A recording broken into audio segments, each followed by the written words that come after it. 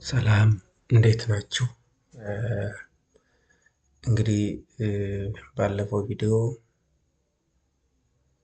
ትራንስሌሽን እንዴት ማኔጅ እናደርጋለን በእንግሊዘኛ የጻፍነውን ኩዌስችነር እንዴት ወደ አማርኛም ሌሎች ቋንቋዎችም ትራንስሌት አድርገን መረጃ እንሰበስባለን የሚለውን አይተናል። ዛሬ ደግሞ ተመሳሳይ ይዘት ያላቸውን ወይም አንድ ቲም ውስጥ ያሉ ጥያቄዎችን እንዴት ግሩፕን ማድረግ እንችላለን ኮቦቱል ቦክስ ላይ የሚለውን እናያለን ማለት ነው።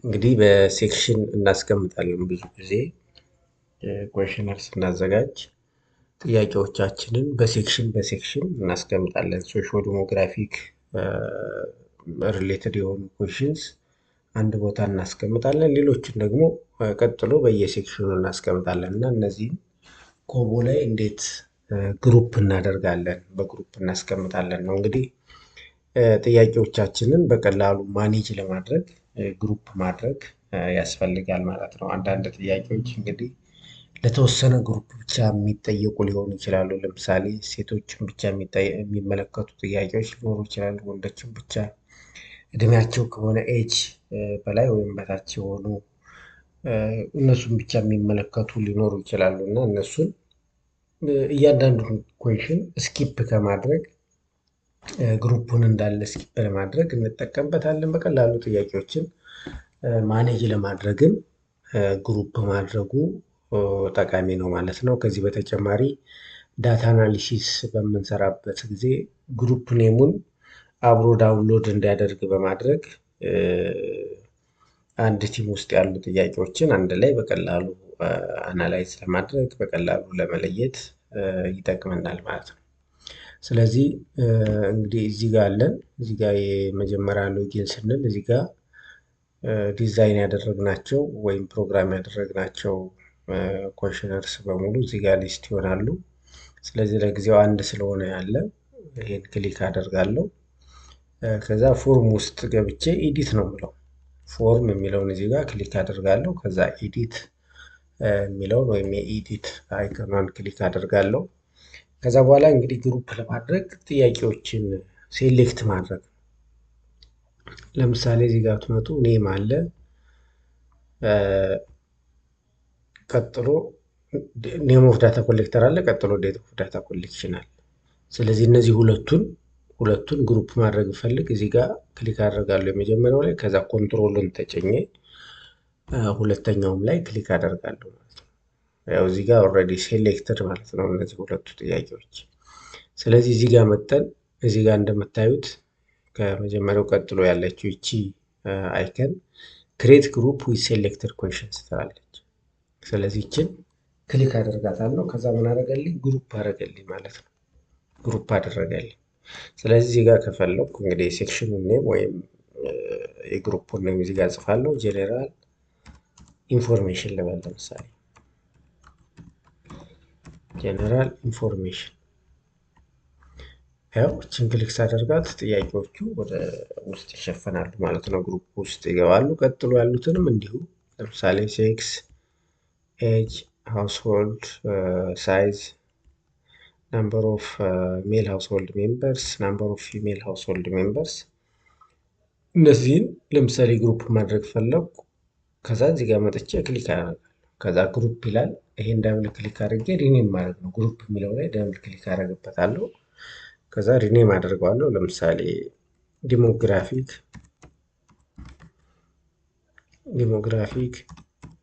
ካራክተሪስቲክስ ኦፍ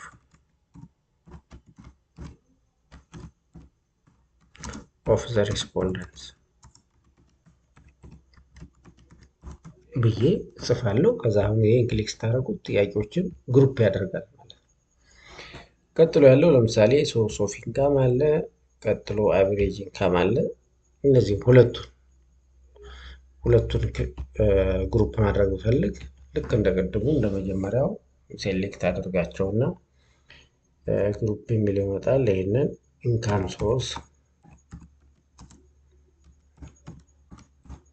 ብዬ ወይም አቨሬጅ ኢንካም ብዬ ኢንፎርሜሽን አባውት ኢንካም ሶርስ ኦፍ ዘ ሃውስሆልድ ብዬ ማስቀመጥ እችላለሁ ማለት ነው። ስለዚህ ይህን ግሩፕ አደረኩ ማለት ነው። አሁን በቀላሉ ጥያቄዎችን እንኳ ኤዲት ማድረግ ብፈልግ ኮሽነሮቻችን ላይ ለውጥ ኖሮ ምናልባት እዚህ ኮቦ ላይ ከጫናችሁት ወይም ፕሮግራም ካደረጋችሁት በኋላ ለውጦች ቢኖሩ በቀላሉ ብዙ ጥያቄዎች ቢኖሩ እነዚህ ጋር እሱን ሰርች ከማድረግ በግሩፑን በቀላሉ እዚህ ጋር ክሊክ አድርገን ጥያቄዎቻችንን ኤዲት ማድረግ እንችላለን።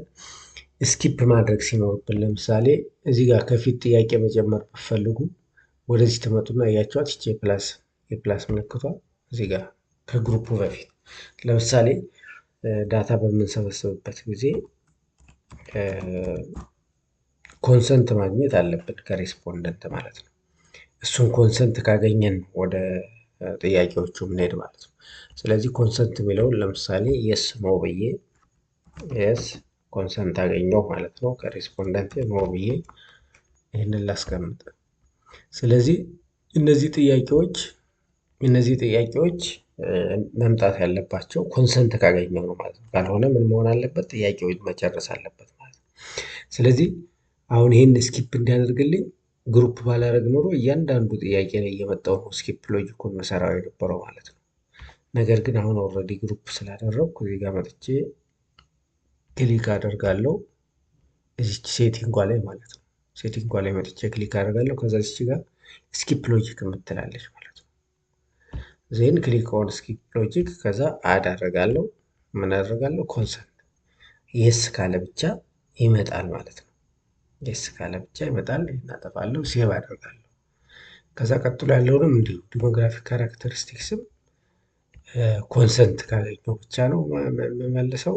ስለዚህ ማይኒን የምጠይቀው የስ አደርጋለሁ። ቀጥሎ ያለውንም ኢንካም ሶርስንም እንዲሁ ክሊክ አደርጋለሁ። ኮንሰንት የስ ጂፒኤስ ፖይንት የምወስደው እሱን ካገኘው ማለት ነው እመጣለሁ። አድ ኮንዲሽናል እና ኮንሰንት እላለሁ።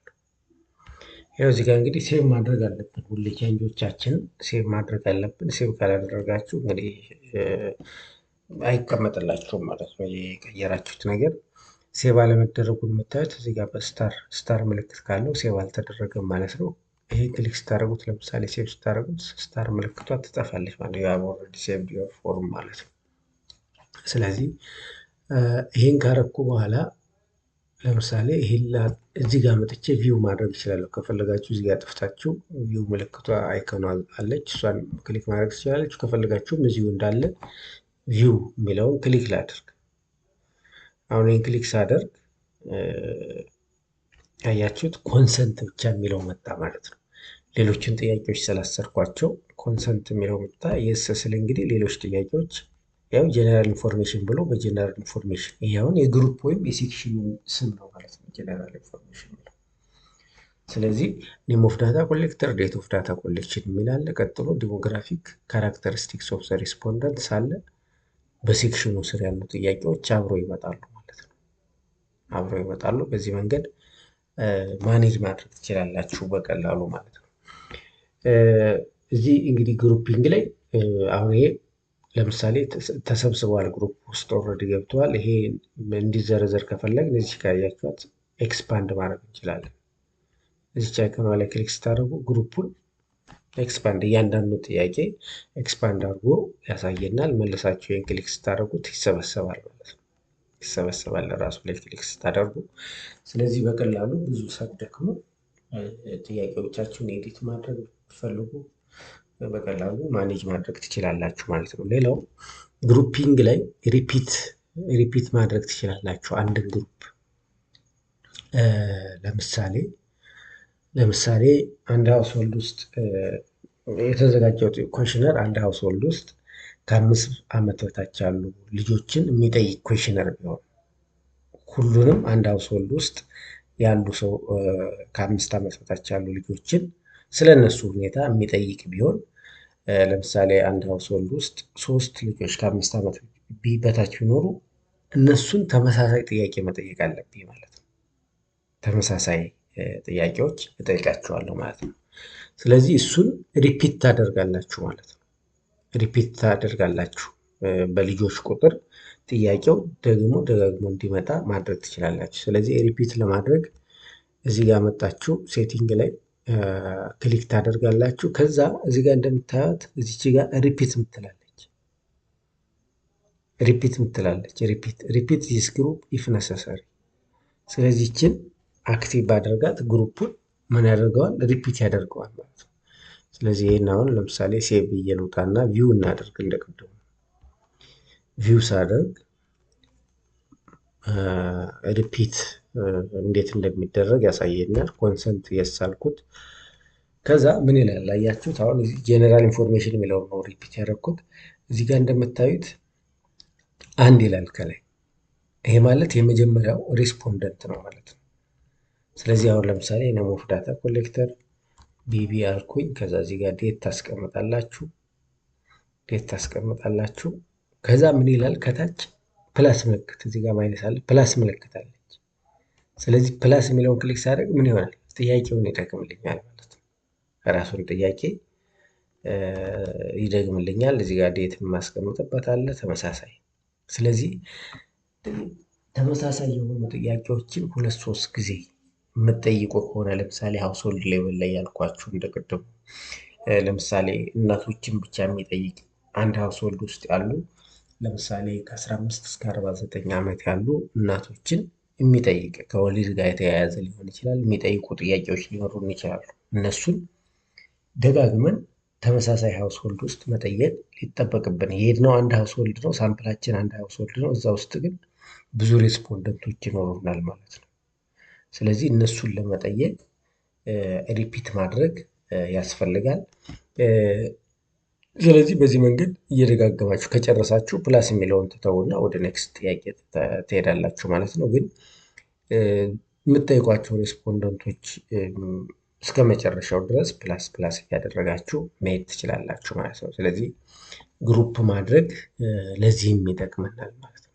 ተመሳሳይ ጥያቄዎችን ተመሳሳይ ሃውስሆልድ ላይ ሄደን በተደጋጋሚ ለመጠየቅ እንጠቀመዋለን ማለት ነው። ስለዚህ ጥያቄዎቻችንን ግሩፕ በማድረግ በቀላሉ በዚህ መንገድ እንጠቀማለን ማለት ነው። እንግዲህ ይሄንን ኤክሴልስ ፎርም ላይም እንዴት እንሰራዋለን የሚለውን እንግዲህ ሌሎች ቪዲዮዎች ላይ የምናይ ይሆናል። እንግዲህ ይህን ቻናል ሰብስክራይብ ማድረግ ለሌሎች ሪኮመንድ ማድረግ አትርሱ።